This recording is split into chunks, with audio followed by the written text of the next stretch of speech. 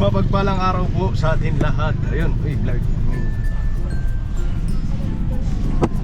Ayun mga business, so galing kami sa mission. Panoorin nyo na lang po. Di ko na i-detalye dito kung ano nangyari, anong kaganapan. Basta social experiment mga business, So panoorin nyo po sa business official. Maganda po yun. Ano po mga business. So yun, na ano ko lang doon sa vlog na yun ng ka-business official. Yun, masasabi ko lang di ba? Kasi sa sobrang hirap ng buhay ngayon, sobrang hirap ng sitwasyon, pamumuhay, mahal ng bilihin. Halos lahat ng gusto mong bilhin, halos lahat ng ano mo dito, Binibili. kilos, kaakibat pera. Tama. Na.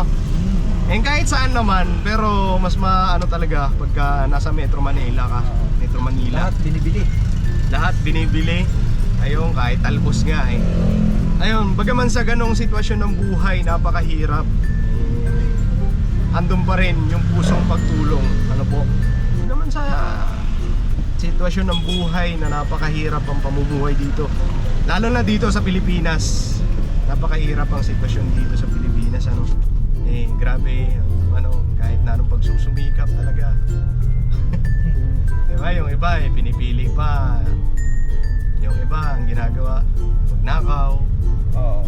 Yung iba hindi lumalaban ng patas.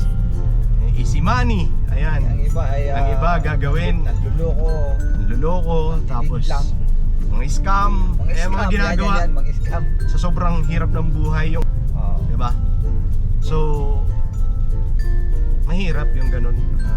Kumbaga, kahit na gaano pa kahirap ang sitwasyon ng pamumuhay, basta lumabang ka ng patas, marangal, kumita ka ng kahit na magkano dyan, basta sa pinaghirapan mo, dugot pawis ang ibinuhos mo dyan, napakasaya pa rin.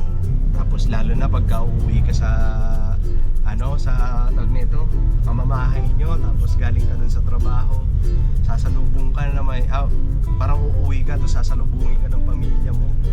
Napakasaya nun, kahit na maliit na kinikita, halaga yung dala mo.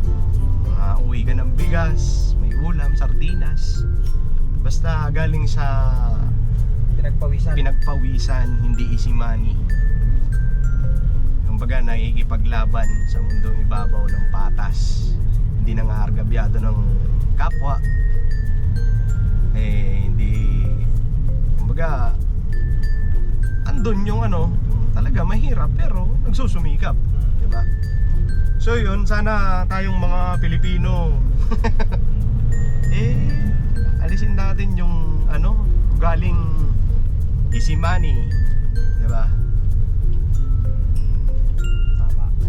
Alisin natin yung kasi dyan kasi dyan yung matututo na gumawa ng hindi maganda pagka nasasanay ka na yung kinikita mo easy money lang, diba? Kasi masasanay ka dun Pero kung pinagpapawisan mo yan, ang sarap sa pakiramdam. Ang sarap kainin ng pagkain na binili mo ng pinaghirapan. Kinita mo sa pinaghirapan. Ayan. Sarap yan sa pakiramdam. So napakahirap talaga ang buhay ng Pilipino, pero andun pa rin yung pagmamahal. Sa sobrang hirap ng sitwasyon dito sa Pilipinas, grabe. Grabe. Bilihin, grabe. Yun nga, halos lahat ng kilos mo dito sa Maynila, pera ang kaakibat. Kaya yung iba mas pinipili na mag-abroad, diba? Yung iba mas pinipili na sa ibang bansa na lang, kasi kahit na pagod-pagod, solid naman yung kikitain. Pero hindi lahat na kumbaga, ang nasa isip kasi natin ito ang nasa isip natin. Pag nag-ibang bansa na yung kababayan natin, ang nasa isip kaagad ng mga Pilipino ay kikita ng malaki.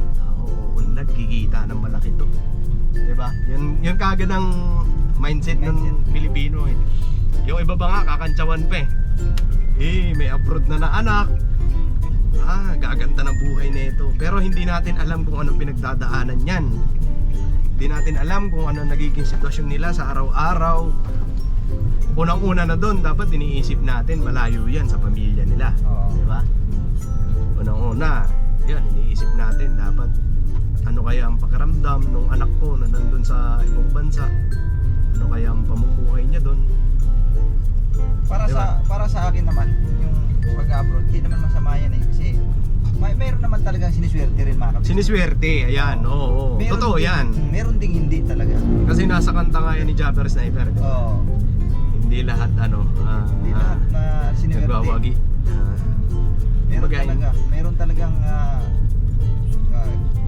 ano naman yan eh, kumbaga hindi nalingid sa kaalaman ng marami na may iba nga pag umuwi bangkay na, di ba? May Yung iba. hindi sinuwerte. Di sinuwerte.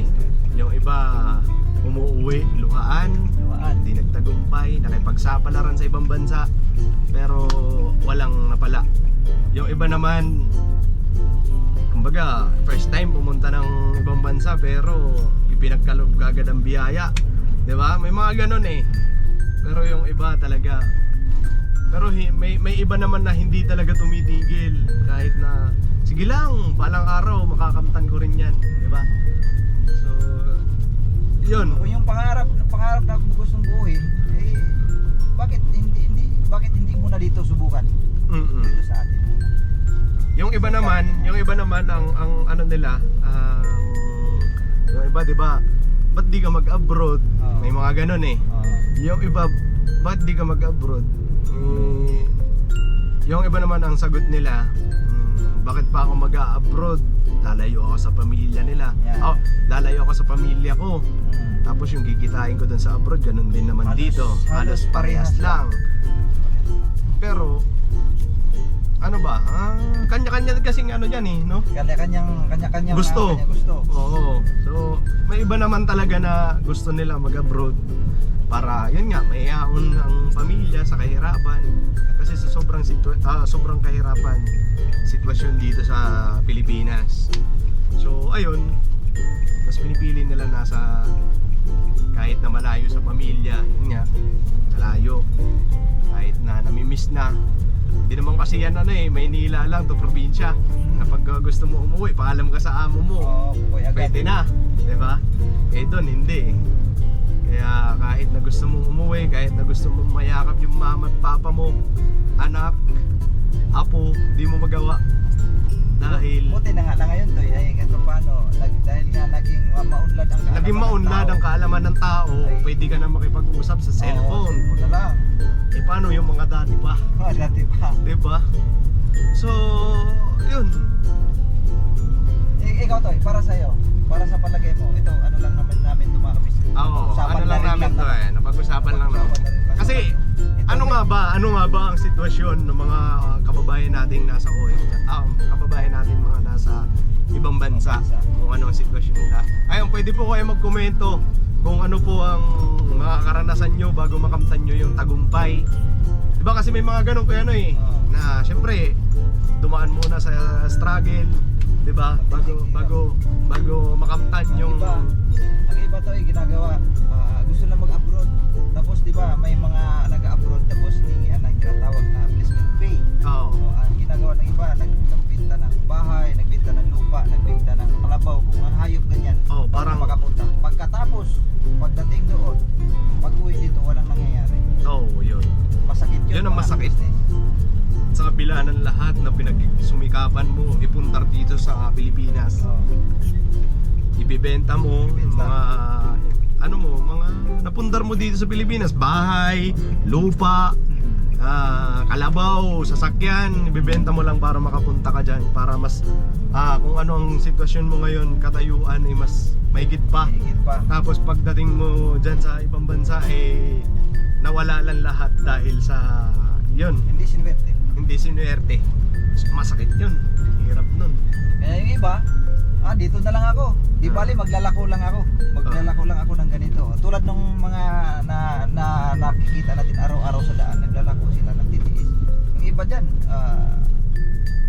sabi natin na pwede naman mag-abroad yun, pero hindi na ginawa. Dito na lang ako.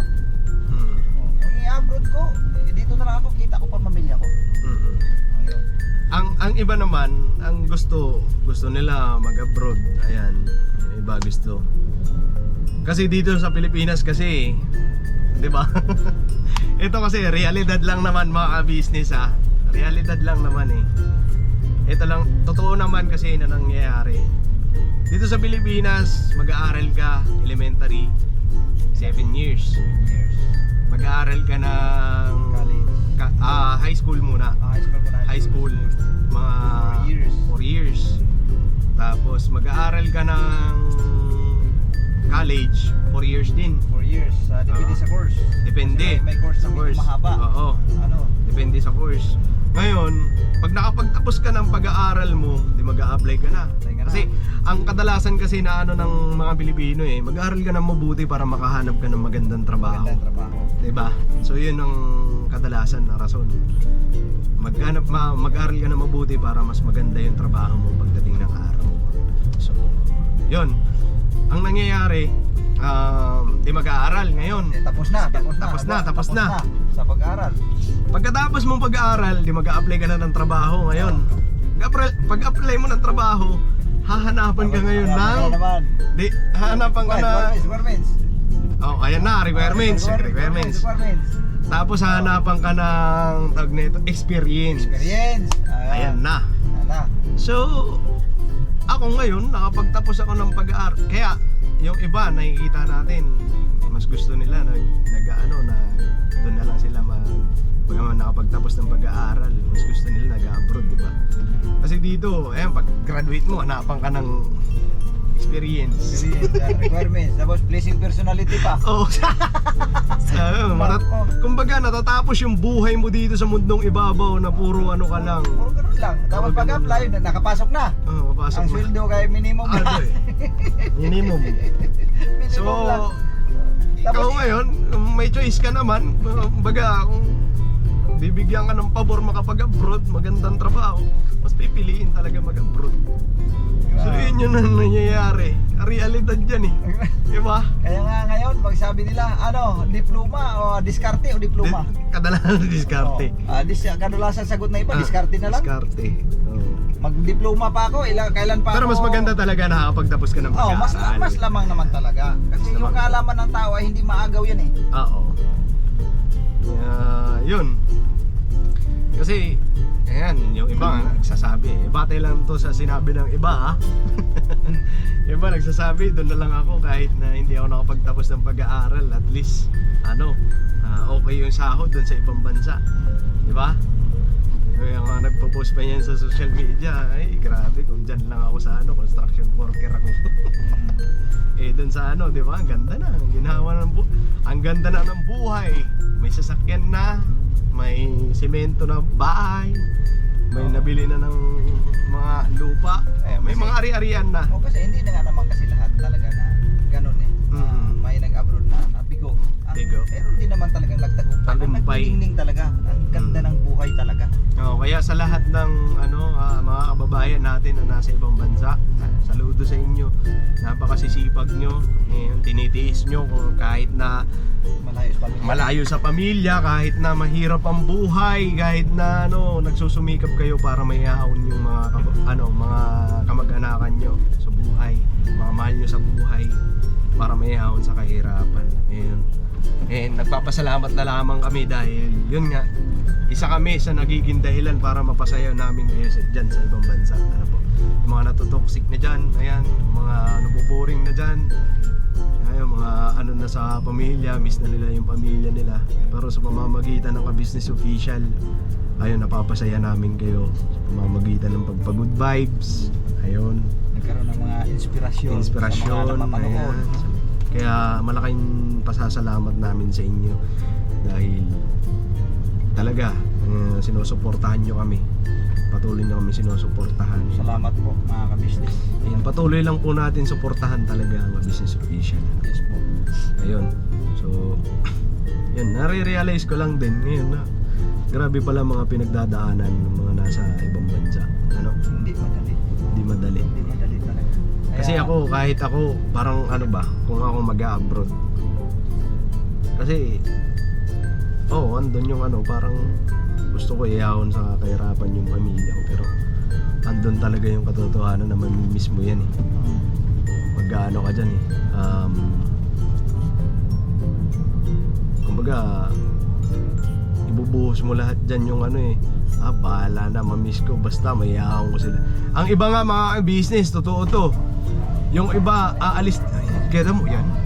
Parang gusto mo ito. Hindi, parang hindi. Hindi. Ang iba mga business, aalis dito. Di ba, halimbawa, may maliit na anak. Ayun, aalis yan dito.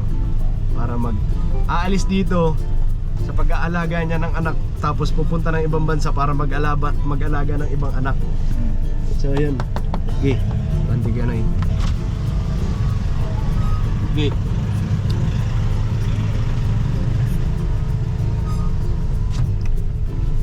Ayun, totoo naman yun mga business eh, di ba? Umaalis. Aalis dito. Iniwanan ang mga anak para Tapos, mag-alaga ng ibang mga anak. Ayun. Yung kadalasan nangyayari. Ano? Para din naman sa pamilya. Para sa pamilya. Alang-alang sa pamilya nga eh. Kumbaga, yung iba nga dyan, aalis dito, maliit pa yung anak eh. Di ba? Pagbalik dito sa Pilipinas. Mga binata na. Pagbalik dito sa Pilipinas, dalagat binata na yung mga anak. Tapos yung iba pa, hindi man lang yung ibang ano, yung ibang mga anak, hindi man lang tinitingnan lang, hindi mo nga kami inalagaan eh. Oo. 'Di ba? Simula't pagkabata, pero hindi nyo alam yung pinagdaanan ng magulang nyo doon sa abroad. Hindi nyo alam kung anong pinagdaanan niyan. Hindi nyo alam kung nakakain ba yan ng maayos. Hindi nyo alam kung nakatulog ba yan ng maayos. So siguro ano, pwera na lang kung may mga magulang na nasa ibang bansa na talaga kahit ano, sustento man lang sa ano, pinabayaan kayo. Yan. Pero kung ibinibigay naman lahat ng gusto nyo, tapos hindi kayo naalagaan, siguro ano naman yun, tanggap naman ata yun dahil sumikap eh, hindi naman kayo pinabayaan. Kumbaga, nangangarap yung magulang nyo para maihahon kayo Para sa sa pamilya. Para sa inyo din yun. Yung iba, magagalit pa, di mo nga kami inalagaan eh. Mula pagkabata namin, tapos ngayon babalik ka rito. Parang ganun, mga ganun eh, no? Ayan. So, bagay, nararamdaman nila yun eh. Hindi na. Basta sa amin lang, saludo kami sa mga kababayan nating OFW. Patuloy, nagsusumikap and lumalaban ng patas sa hamon ng buhay. Ano? So yun, saludo kami sa inyo. And salamat na lang sa suporta ninyo lagi sa amin. Ayun, thank you. Yung iba matatagumpay na, and dun sa hindi pa nagtatagumpay, laban lang, and makakamtan nyo rin yan pagdating ng araw. Basta sipagan lang. Alright. So yung mga business ano, dito na kami sa business house. Alright.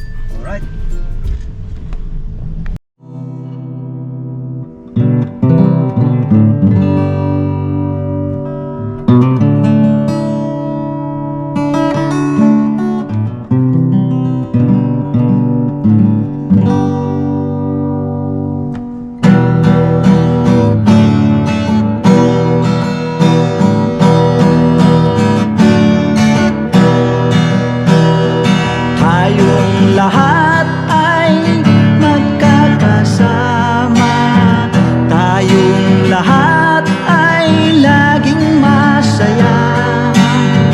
Pagtulong nyo ay sigurado, pagkat mayroon kayong heart of gold.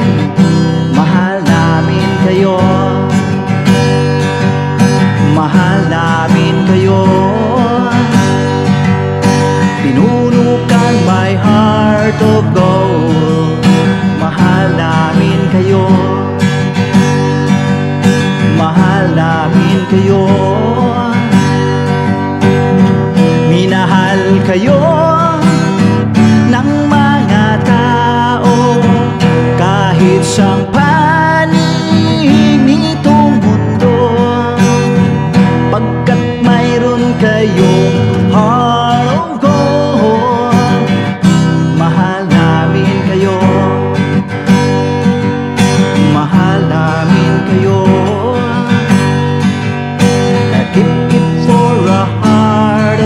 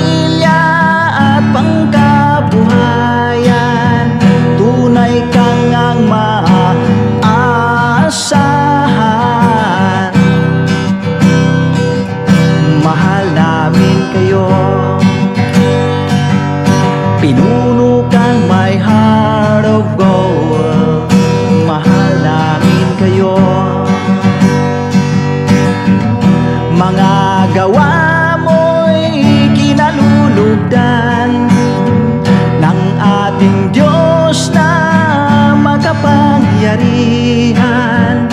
Pinuno kang my heart of gold. Mahal namin kayo, mahal namin kayo. Pinuno kang my heart of gold. Mahal namin kayo, minahal kayo ng mga tao kahit sang panig nitong mundo, pagkat mayroon kayong heart of gold. Mahal namin kayo, mahal namin kayo. I keep it for a heart of gold. Mahal namin kayo. Pinuno kang my heart of gold. Dinadhana ka kay Marigold, pagkat mayroon kayong heart of gold. Mahal namin kayo, mahal namin kayo.